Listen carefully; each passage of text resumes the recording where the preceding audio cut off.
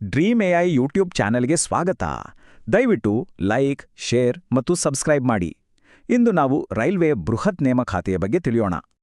ಹೌದು, ನೀವು ಕೇಳಿದ್ದು ನಿಜ. ಪದವೀಧರರಿಗೆ ಇದೊಂದು ಅದ್ಭುತ ಅವಕಾಶ. ಬನ್ನಿ, ಈ ಅಧಿಸೂಚನೆಯ ಸಂಪೂರ್ಣ ವಿವರಗಳನ್ನ ನೋಡೋಣ. ಇಲ್ಲಿನ ಅತಿ ದೊಡ್ಡ ವಿಷಯ ಏನು ಗೊತ್ತಾ? ಬರೋಬ್ಬರಿ 5810 ಹುದ್ದೆಗಳು. ಖಂಡಿತ ಇದೊಂದು ಬೃಹತ್ ನೇಮಕಾತಿ. ಹುದ್ದೆಗಳ ವಿವರ, ಪ್ರಮುಖ ದಿನಾಂಕಗಳು, ಅರ್ಹತೆ ಮತ್ತು ಆಯ್ಕೆ ಪ್ರಕ್ರಿಯೆ ಈ ಎಲ್ಲದರ ಬಗ್ಗೆಯೂ ನಾವಿಂದು ತ್ವರಿತವಾಗಿ ಚರ್ಚಿಸೋಣ. ಮೊದಲನೇದಾಗಿ ಈ ನೇಮಕಾತಿಯಲ್ಲಿ ಯಾವೆಲ್ಲ ಹುದ್ದೆಗಳಿವೆ ಅಂತ ನೋಡೋಣ ಬನ್ನಿ.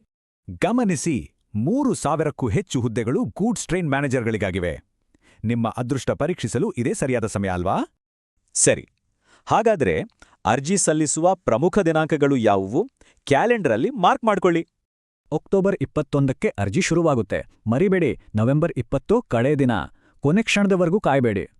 ಈಗ ಈ ಉದ್ಯೋಗಕ್ಕೆ ಯಾರೆಲ್ಲ ಅರ್ಜಿ ಹಾಕ್ಬೋದು ಅಂತ ನೋಡೋಣ. ವಯಸ್ಸು 18ರಿಂದ 33 ಇರಬೇಕು. ಪ್ರಮುಖ ವಿಷಯ ಅಂದ್ರೆ ಫೈನಲ್ ರಿಸಲ್ಟ್ಗಾಗಿ ಕಾಯ್ತಿರೋರು ಅಪ್ಲೈ ಮಾಡುವಂತಿಲ್ಲ. ಡಿಗ್ರಿ ಕಂಪ್ಲೀಟ್ ಆಗಿರ್ಲೇಬೇಕು. ಇದಷ್ಟೇ ಅಲ್ಲ, ರೈಲ್ವೆ ಇಲಾಖೆ ಕಟ್ಟುನಿಟ್ಟಿನಾದ ಮೆಡಿಕಲ್ ಮತ್ತು ದೃಷ್ಟಿ ಸಾಮರ್ಥ್ಯದ ನಿಯಮಗಳನ್ನು ಹೊಂದಿದೆ. ಕಣ್ಣು ಪರ್ಫೆಕ್ಟ್ ಆಗಿರಬೇಕು.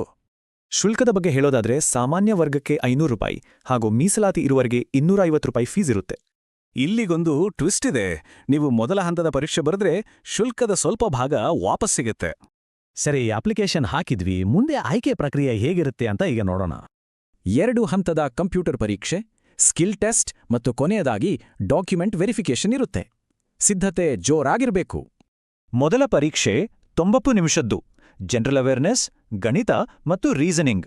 ಒಟ್ಟು 100 ಪ್ರಶ್ನೆಗಳಿರ್ತವೆ. ಎಚ್ಚರ, ಇಲ್ಲಿ ನೆಗೆಟಿವ್ ಮಾರ್ಕಿಂಗ್ ಇದೆ. ಪ್ರತಿ ತಪ್ಪು ಉತ್ತರಕ್ಕೂ 3ನೇ ಭಾಗದಷ್ಟು ಅಂಕ ಕಟ್ಟಾಗುತ್ತೆ.